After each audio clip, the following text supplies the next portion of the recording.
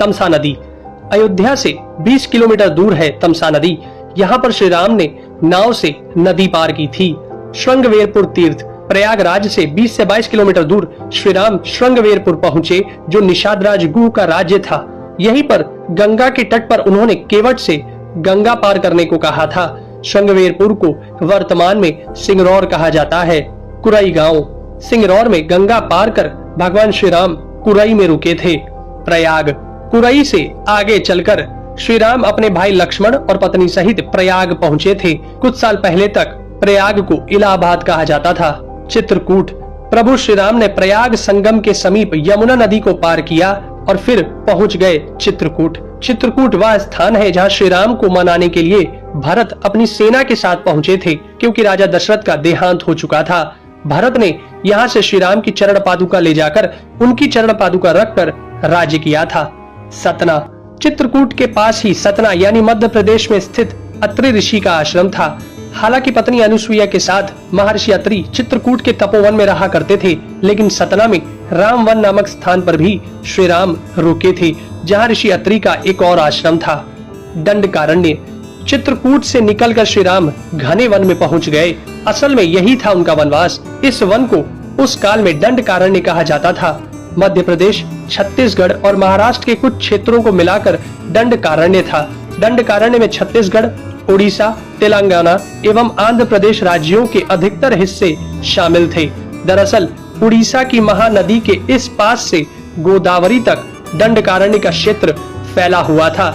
इसी दंडकारण्य का ही हिस्सा है तेलंगाना का एक शहर भद्राचलम। गोदावरी नदी के तट पर बसा यह शहर सीता रामचंद्र मंदिर के लिए प्रसिद्ध है। यह मंदिर भद्रगिरि पर्वत पर है। श्री राम ने अपने वनवास के दौरान कुछ दिन इस भद्रगिरि पर्वत पर ही बिताए थे। स्थानीय मान्यता के मुताबिक दंडकारण्य के आकाश में ही रावण और जटायु का युद्ध हुआ था और जटायु के कुछ अंग दंडकारण्य में आकर गिरे थे। दुनिया भर में सिर्फ यहीं पर जटायु का एकमात्र मंदिर है। दंडकारण्य वन अब सिमटकर वर्तमान में भारत के छत्तीसगढ़ राज्य में ही रह गया है। पंचवटी, नासिक, दंडकारण्य में मुनियों के आश्रमों में रहने के बाद श्री राम अगस्त्य मुनि के आश्रम गए। यह आश्रम नासिक के पंचवटी क्षेत्र में है, जो गोदावरी नदी के किनारे बसा है। यहीं पर लक्ष्मण ने सूर्पनखा की नाक काटी थी। श्री राम ने खरवादूषण के साथ युद्ध किया था। गिद्धराज जटायु से श्री राम की मैत्री भी यहीं हुई थी। वाल्मीकि रामायण अरण्य कांड में पंचवटी का मनोहर वर्णन मिलता है।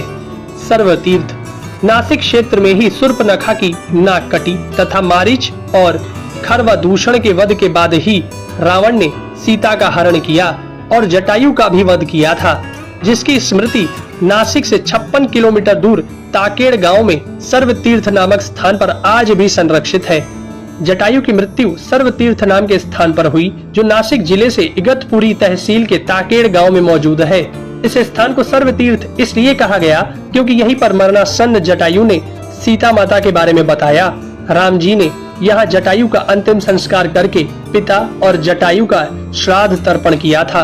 पर्णशाला, पर्णशाला तेलंगाना के खम्माम जिले के भद्राचलम में स्थित है। यह रामालय से लगभग 1 घंटे की दूरी पर स्थित है।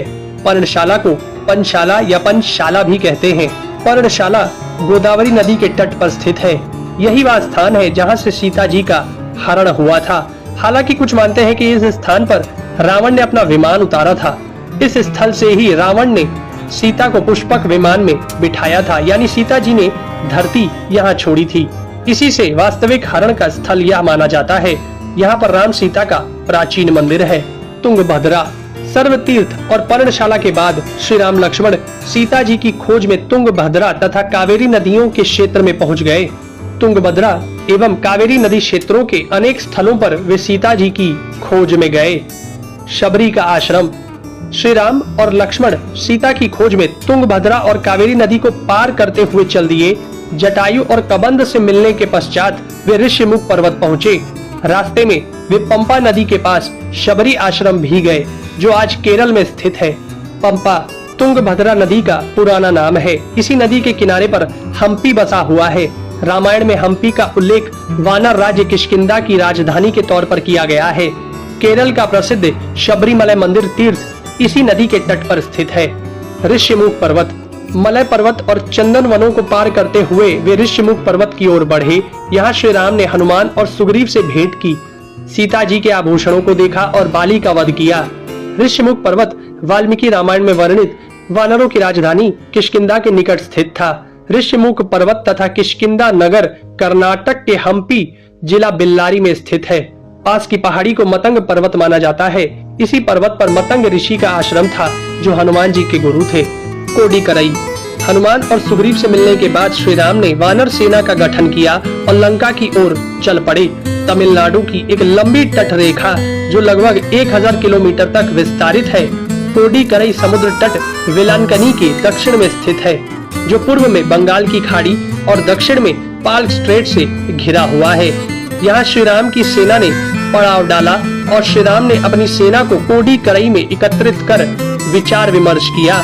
लेकिन श्री राम की सेना ने उस स्थान के सर्वेक्षण के बाद जाना कि यहाँ से समुद्र को पार नहीं किया जा सकता और यह स्थान पुल बनाने के लिए उचित भी नहीं है। तब श्री राम की सेना ने रामेश्वरम की ओर कूच किया। रामेश्वरम समुद्र तट एक शांत समुद्र तट है और यहाँ का छिछला पानी तैरने और सन बाथिंग के लिए आदर्श है। रामेश्वरम प्रसिद्ध सनातन तीर्थ केंद्र है। भगवान श्री राम ने लंका पर चढ़ाई करने के पहले यहाँ भगवान शिव की पूजा की थी। रामेश्वरम का शिवलिंग श्री राम द्वारा स्थापित शिवलिंग है। धनुषकोडी या धनुषकोटी। 3 दिन की खोजबीन के बाद श्री राम ने रामेश्वरम के आगे समुद्र में वह स्थान ढूंढ निकाला जहाँ से आसानी से श्रीलंका पहुँचा जा सकता हो। उन्होंने नल और नील की मदद से उक्त स्थान से लंका तक का पुनर्निर्माण करने का फैसला लिया। धनुषकोडी भारत के तमिलनाडु राज्य के पूर्वी तट पर रामेश्वरम द्वीप के दक्षिणी किनारे पर स्थित एक गांव है। धनुषकोडी पनबन के दक्षिण पूर्व में स्थित है। धनुषकोडी श्रीलंका में तलेमन्नार से करीब 18 मील पश्चिम में है। इसका नाम धनुषकोडी इसलिए है कि यहाँ से श्रीलंका तक वानर सेना के माध्यम से नल और नील ने जो पुल यानी राम सेतु बनाया था, उसका आकार मार्ग धनुष के समान ही है। इन पूरे इलाकों को मन्नार समुद्री क्षेत्र के अंतर्गत माना जाता है। धनुषकोडी ही भारत और श्रीलंका के बीच एकमात्र स्थलीय सीमा है जहां समुद्र नदी की गहराई जितना है, जिसमें कहीं कहीं भूमि नजर आती है। नुवारा एलिया पर्वत श्रृंखला। वाल्मीकि रामायण के अनुसार श्रीलंका के मध्य में रावण का महल था। नुवारा एलिया पहाड़ियों से लगभग 90 किलोमीटर दूर बांद्रवेला की तरफ मध्य लंका की ऊंची पहाड़ियों के बीचों बीच सुरंगों तथा गुफाओं के भंवर जाल मिलते हैं। यहाँ ऐसे कई पुरातात्विक अवशेष मिलते हैं जिनकी कार्बन डेंटिंग से इनका काल निकाला गया है। श्रीलंका में नुवारा एलिया पहाड़ियों के आसपास स्थित रावण फॉल, रावण गुफाएं, अशोक वाटिका, खंडहर हो चुके विभीषण के महल आदि की पुरातात्विक जांच से इनके रामायण काल के होने की पुष्टि होती है।